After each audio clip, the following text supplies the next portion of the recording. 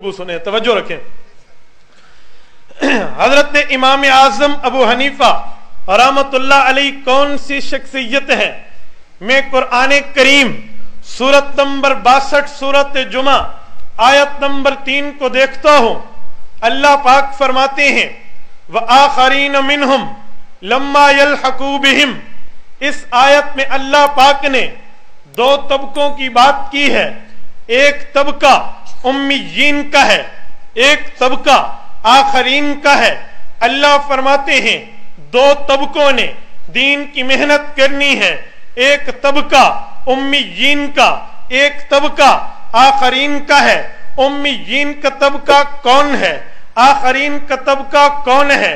امیین کا معنی ہے عالم عرب، امیین کا معنی ہے عربی لوگ۔ اس وقت جو عربی موجود تھے حضور پاک کی وجہ سے انہیں امیین کہتے تھے۔ اللہ فرماتے ہیں دین کی دعوت کو لے کر چلنے والے امیین بھی ہیں۔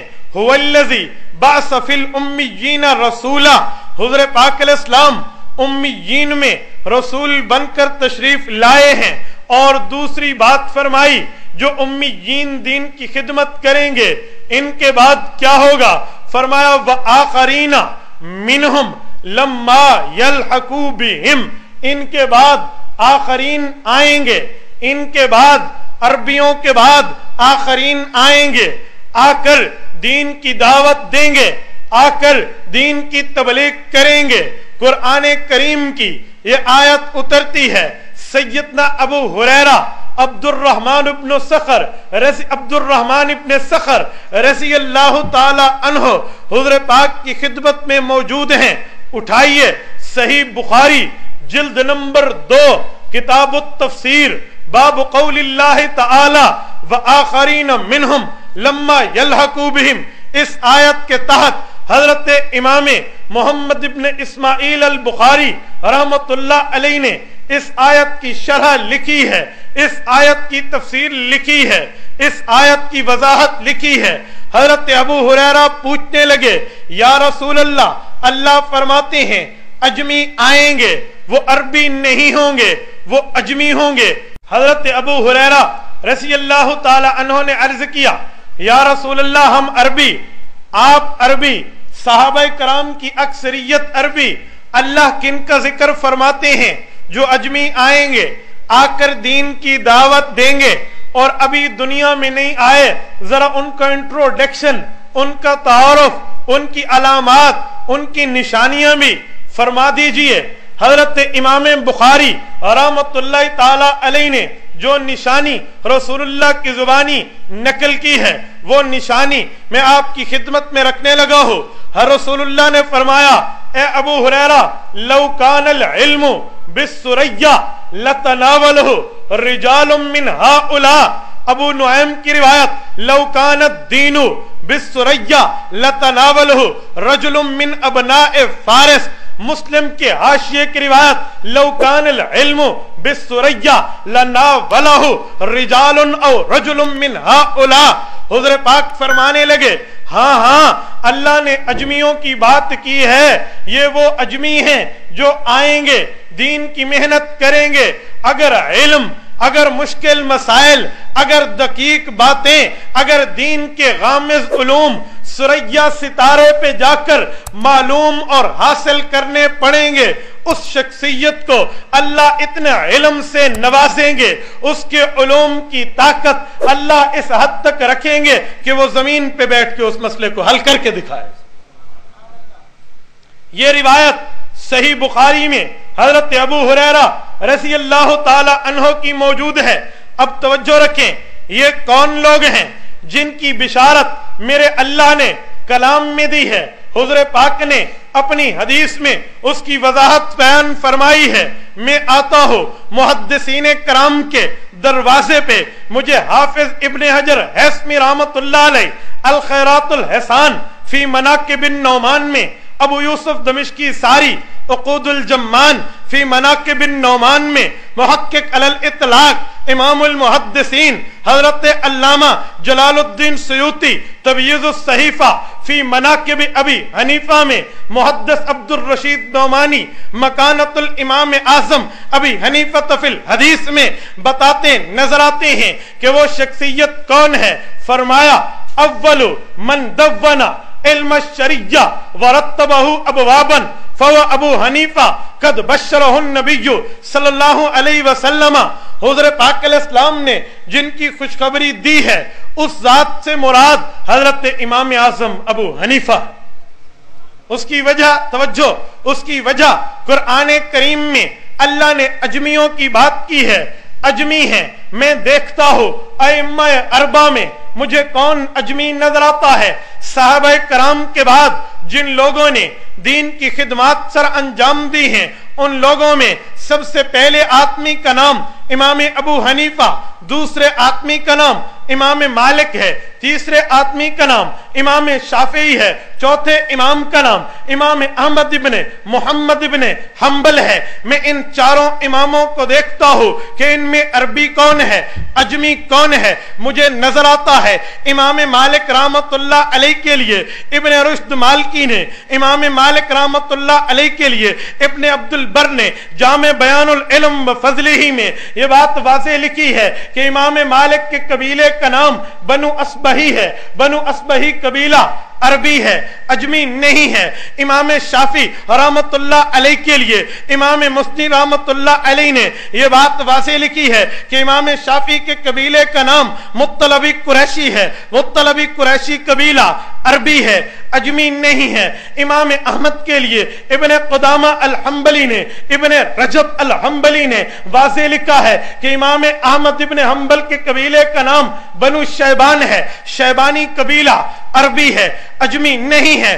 جب قرآن پاک کہتا ہے یہ عربی نہیں اجمی آئیں گے اور یہ تین ائمہ اجمی نہیں بلکہ عربی نظر آتے ہیں، پھر وہ ایک ذات بچتی ہے جس کا نام امام ابو حنیفہ ہے اور وہ فارسی النسل ہے. وہ اجمی ہیں، وہ اسی معاملے میں ہمیں سامنے نظر آتے ہیں. اب توجہ رکھنا، میں اس پر ایک بات آپ کی خدمت میں مزید عرض کروں اور آپ کے مطالعے میں اضافہ کروں. علماء تو جانتے ہیں، میرے مخاطب عوام ہیں، شاید آپ یہ ترتیب پہلی بار سن رہے ہوں. 1994 میں جو مردم شماری ہوئی ہے پوری دنیا میں وہ مذہب مسلک کی بنیاد پہ ہوئی ہے کہ کون سا مذہب، کون سا عقیدہ دنیا میں زیادہ ہے، مسلم زیادہ ہیں یا کافر زیادہ ہیں، اہل سنت والجماعت زیادہ ہیں یا اہل بدعت والضلالہ زیادہ ہیں. آپ اٹھائیے اسلامی دنیا میں فقہی مذاہب کا فروغ اسلامی یونیورسٹی اسلام آباد کے سلیبس کا حصہ ہے. معراج محمد بارک نے اس پر حاشیہ لکھا ہے، صفحہ 3 کے حاشیے 9 پہ معراج محمد نے لکھا ہے. یہ میں سرکاری بک پیش کر رہا ہوں، پی ایچ ڈی لیول پہ پڑھائی جانے والی کتاب اتھنٹک پیش کر رہا ہوں. وہ کہنے لگے آج سے 21 سال پہلے 1994 کی مردم شماری کے مطابق پوری دنیا کے مسلمانوں کی تعداد 1.30 کروڑ تھی. پوری دنیا میں مسلمانوں کی تعداد 1.30 کروڑ ہے. پھر وہ حنفی، شافی، مالکی، حنبلی مسلمانوں کا تذکرہ کرتے ہوئے کہتے ہیں کہ ان میں سب سے زیادہ اکثریت حنفیوں کی ہے، ان کی تعداد 86.5 کروڑ ہے. کتنی ہے؟ 86.5 کروڑ. احناف کی تعداد ہے. اب ذرا توجہ رکھنا، میں اس پر ایک جملہ مزید آپ کی خدمت میں عرض کروں. مجھے احادیث پاک نظر آتی ہیں، حضرت پاک فرماتے ہیں کل قیامت کا دن ہوگا، پوری امت میدان محشر میں جمع ہوگی، نفسی نفسی کا عالم ہوگا، ہر آدمی نفسی نفسی کہے گا اللہ میری جان بچ جائے، اللہ میری جان بچ جائے. کہتے ہیں کہ اگر نوازدہ بچہ، پیدائش شدہ بچہ بھی ہوگا تو ماں چاہے گی کہ زمین گرم ہے، اس کو نیچے رکھ کے خود اوپر ٹھہر جاؤں. اس حد تک زمین گرم ہوگی. قرآن کریم نے بھی اس کا نقشہ کھینچا ہے. یوم ترونہا تذہل کل مرضعۃ اما ارضعت وتضع کل ذات حمل حملہا وتری الناس سکارى وما هم بسکارى ولکن عذاب اللہ شدید. قرآن کریم کہتا ہے وہاں مجرم کی حالت تو ایسی ہوگی کہ نشائی نظر آئے گا جیسے اس نے کوئی نشہ آور چیز استعمال کر لی ہو. یہ وقت ہوگا اس آدمی نے اللہ کے دربار میں ٹھہرنا ہے. اب توجہ رکھو, اس موقع پہ حضور پاک فرماتے ہیں میری زبان پہ جاری ہوگا یا رب امتی یا رب امتی. اے اللہ میرے نفس کی بات نہیں ہے, میری امت کی بات ہے, میری اپنی جان کی بات نہیں ہے, میرے امتیوں کا سوال ہے. اللہ ان کی خیر کرنا. بلکہ صحیح مسلم میں روایت موجود ہے حضور پاک کے پاس جب تمام لوگ باقی انبیاء سے ہو کے پہنچیں گے کہ یا رسول اللہ آپ اللہ سے دعا کرائیے, اللہ حساب شروع کرے. حضور سر سجدے میں ڈالیں گے اور اللہ کی وہ تعریفیں بیان کریں گے جو آج تک نہیں ہوئی. آخر اللہ کی رحمت کو جوش آئے گا, اللہ کا غصہ اللہ کے جمال میں بدلے گا, جلال جمال میں آئے گا. اللہ فرمائیں گے ارفع راسک سل تعطا وشفا تشفا. اے میرے پیغمبر آپ پیشانی مبارک اٹھائیے, آپ فرماتے جائیں گے میں مانتا چلا جاؤں گا. یہ وقت ہوگا, توجہ رکھنا, میرے نقطے پہ آنا. یہ وقت ہوگا, اس وقت میں حضور نے فرمایا پوری دنیا کے لوگوں کی صفیں بن جائیں گی. ان صفوں کی تعداد 120 صفیں ہوں گی. 120 کی تعداد میں صفیں اللہ کو حساب دینے کے لیے کھڑی ہوں گی. اور حدیث پاک میں ہے میری امت محمدیہ کی صفیں 80 ہوں گی. کتنی ہوں گی؟ 80 ہوں گی. آپ کا ذہن وہاں نہیں پہنچا جہاں میں پہنچانے لگا ہوں.